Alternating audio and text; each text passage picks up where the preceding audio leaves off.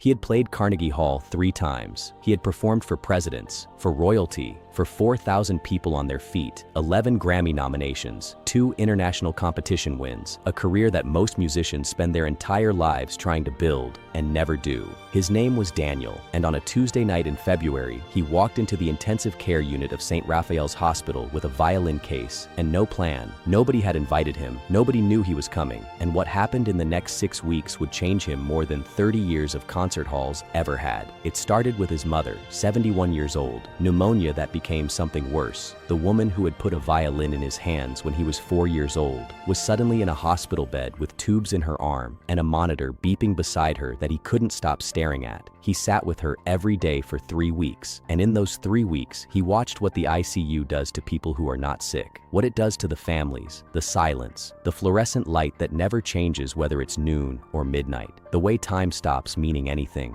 A man in the room next to his mother's sat for 11 days without leaving the building. A teenage girl talked to her father for hours, even though he couldn't respond. A nurse named Patricia moved from room to room every morning with the same steadiness, the same warmth, delivering coffee and calm and a kind of medicine that no prescription could replicate. One evening, Daniel brought his violin, not to play, just to hold something familiar. He was sitting with the case across his knees when Patricia came in to check his mother's vitals. She looked at the case, looked at him. She said, "There is a man in room 9. He has been here for 40 days. He asked us this morning if he would ever hear music again."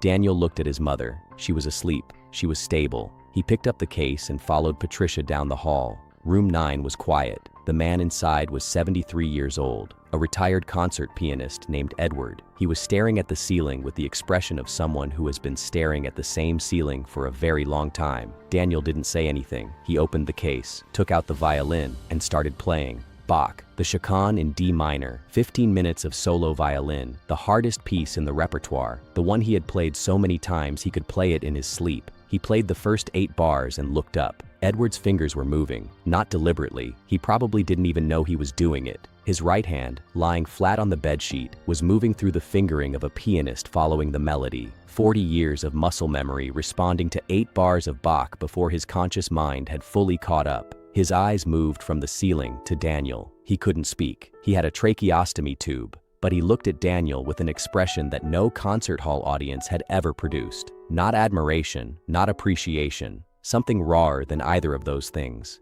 Daniel played for 22 minutes. When he stopped, Edward's daughter, who Daniel hadn't even noticed sitting in the corner, was crying silently with both hands pressed over her mouth. He packed up, nodded to Patricia at the door, walked back down the hall. He came back the next night, and the night after that. Within 2 weeks, he had a system. He arrived after visiting hours when the ward went quiet. Patricia had told the other nurses. Word had reached the night attending. A doctor named Yusuf, who found Daniel in the hallway one evening, looked at him for a moment and said, "Don't stop. I won't tell anyone you're here." He played for a woman named Rosa, 44 years old, medically induced coma after a stroke. Her husband Marco sat beside her every night. He told Daniel she had been a dancer, that she used to hum when she cooked dinner, that he had not heard her make a sound in 11 days. Daniel stood at the foot of her bed and played Debussy, Clair de Lune, the piece that sounds exactly the way the word beautiful feels. On the 3rd night, Rosa hummed 3 notes, barely audible, more like an exhale that had a melody inside it than anything you would call sound.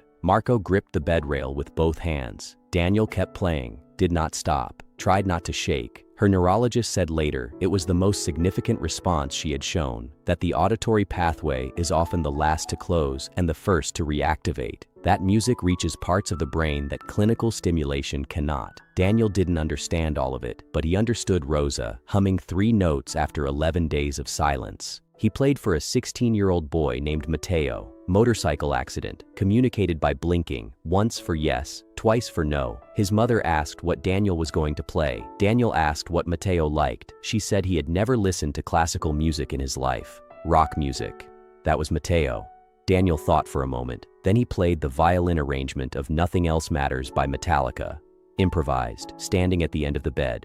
Matteo blinked once, then kept blinking. His mother started laughing through her tears. Patricia pressed her hand to her mouth at the door. Daniel played it twice. 6 weeks after he first walked into room 9, Edward was moved out of the ICU. On his last night in intensive care, he had one request. He wanted to hear the Bach again. Daniel arrived at 11 p.m. He played the entire chaconne, every variation, all 15 minutes, while Edward lay with his eyes closed and his right hand moving through the fingering on the bedsheet. When Daniel finished, Edward opened his eyes. He reached out his hand. Daniel crossed the room and took it. Edward couldn't speak. He picked up the notepad beside him, wrote something slowly, held it out. It said, "You gave me back something I thought I had lost." Daniel stood in room 9 at 11 p.m. in the intensive care unit of St. Raphael's Hospital and could not speak, so he picked up the violin and played one more piece. He still performs, still tours, still plays the concert halls, 11 Grammy nominations, 30 years of standing ovations, but twice a week he goes to St. Raphael's after visiting hours, opens his case in the hallway. Patricia gives him the room list, and he plays, not for the reviews, not for the recordings, not for any audience that will remember his name, for the people who need to hear that the world still contains something worth listening to.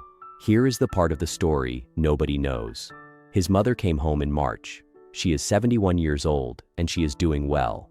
And when the reporter from the local paper asked Daniel how he had come up with the idea, how a concert violinist had decided to start playing secret concerts in an ICU, he smiled. He said, "It wasn't my idea. She told me to bring the violin the first time I came to visit her. She said the ward was too quiet. That quiet like that makes sick people feel forgotten." She was the one who put a violin in his hands when he was 4 years old. 50 years later, she did it again. This time, it wasn't for him.